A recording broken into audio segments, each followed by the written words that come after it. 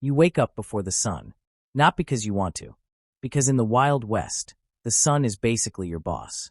The sky is still dark blue, and the air is cold enough to make your nose complain. Your bed is not a soft mattress. It's a bedroll on a wooden floor, or sometimes just the ground. You stretch your back and hear something crack. That might be your spine, or the cabin.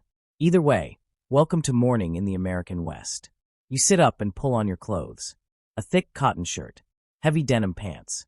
Something like the early jeans sold by Levi Strauss starting in 1873. They were made for miners and workers who destroyed normal pants in a week. Out here, fashion is simple. If it survives a fence, a horse, and a cactus, it's good clothing. You step outside. The land around you is wide and quiet. No traffic. No engines. Just wind moving across dry grass and the sound of a distant bird waking up. Your house is small. Maybe a log cabin about 10 by 20 feet. Many frontier homes were just one room. That one room was the kitchen, bedroom, living room, and workshop all at the same time.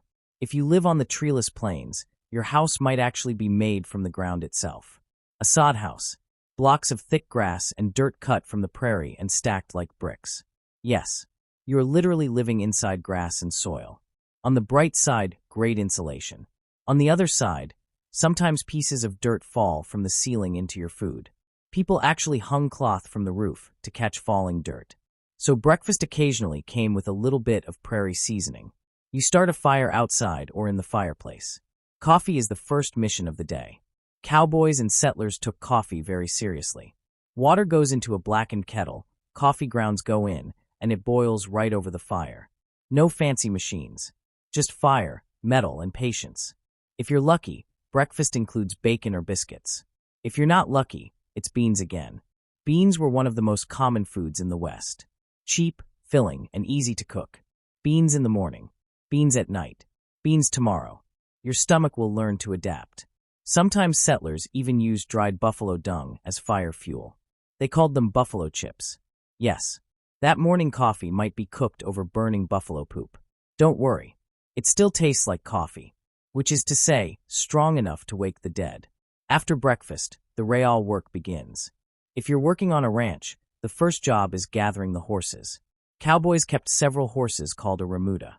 Each horse was used for different work during the day because cattle work was hard on animals. You choose a horse and saddle up. Your saddle is thick leather, heavy, and built for long hours. You mount the horse and ride out into the open range. The land stretches far in every direction. Miles and miles of grassland.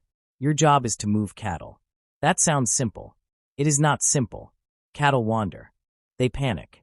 They ignore instructions. Basically, cows are the worst employees you could ever manage.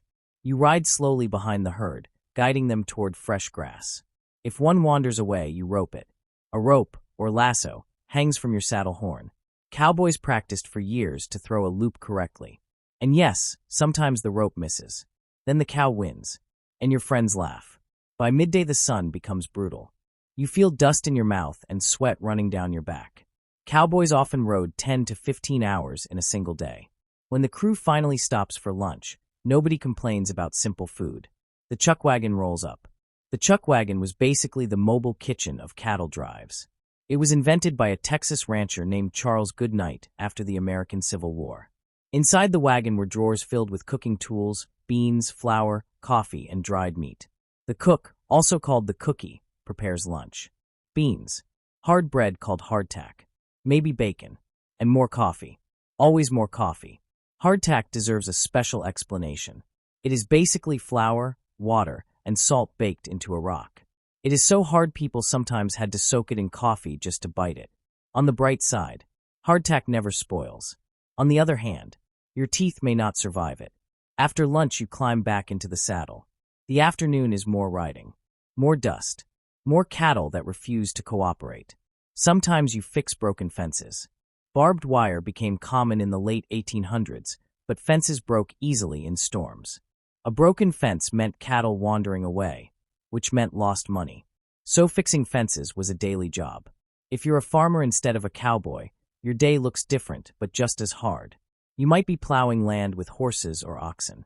Breaking prairie soil was extremely difficult. The roots of prairie grass went deep into the ground. Farmers sometimes joked that the land fought back. But little by little the fields turned into farms. People grew corn, wheat, beans, and potatoes. Most families raised chickens for eggs, pigs for bacon, and cows for milk. Everything you ate came from work you did. Nothing was easy. Late afternoon finally arrives. The sun begins to drop toward the horizon, and the air cools down. You bring the cattle together for the night. Cowboys called this bedding down the herd.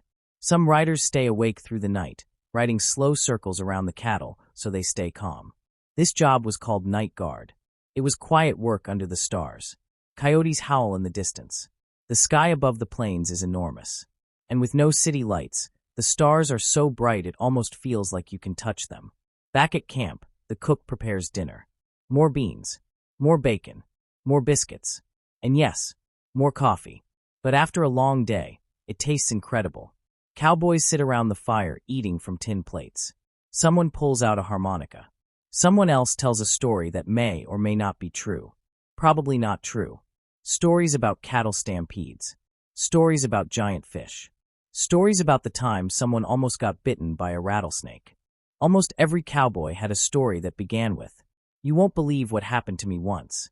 And usually, you shouldn't believe it. But it makes the night fun. Life in the Wild West was hard, but people found ways to laugh. Because when you spend all day riding under the sun chasing cows that refuse to listen, you need a sense of humor. Eventually the fire burns low. The sky is dark and the wind moves across the prairie grass. You roll out your bedroll beside the fire. Your pillow might be a saddle.